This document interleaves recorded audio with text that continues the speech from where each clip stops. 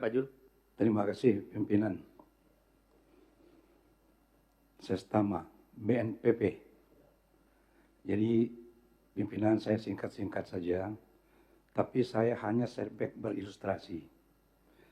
Soal BNPP ini, kalau tidak salah seingat saya ini sudah berapa kali mengusulkan BNPP ini berdiri sendiri, tidak di bawah koordinasi Kementerian Dalam Negeri.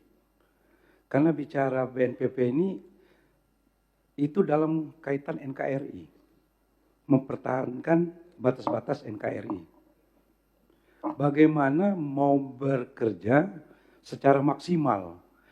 Karena BNPP ini, kalau saya lihat, mohon maaf, di dalam kegiatannya menjaga perbatasan, itu seperti mengemis dengan pihak-pihak lain yang tadi disebutkan.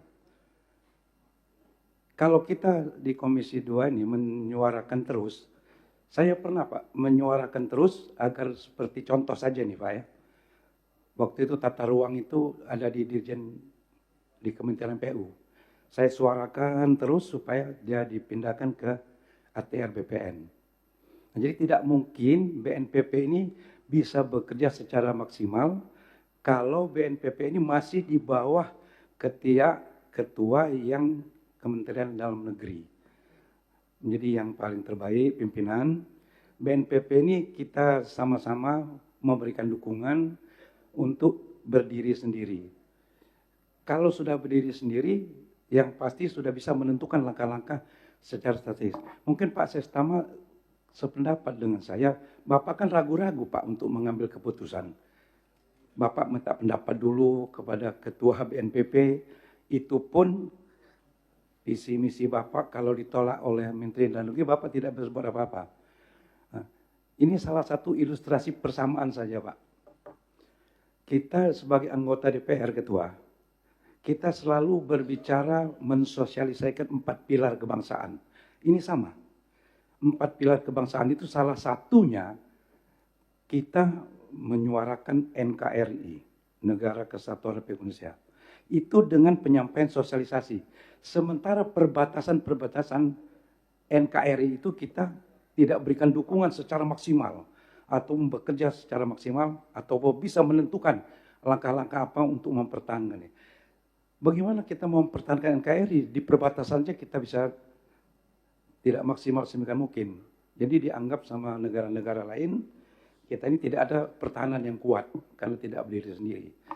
Contohnya saja yang sederhana saja, ringan-ringan saja Pak.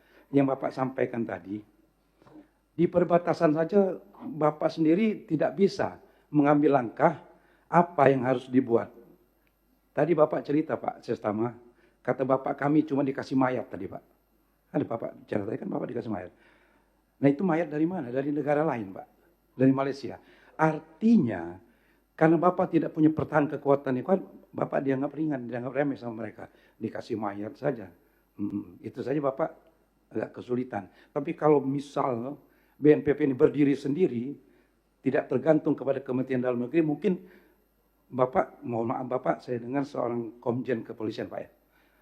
Tapi Bapak tidak bisa maksimal Pak dengan kemampuan Bapak, strategi Bapak, pemikiran Bapak, karena Bapak masih punya ketua BNPP. Apalagi ketua Bapak, jenderal Bapak.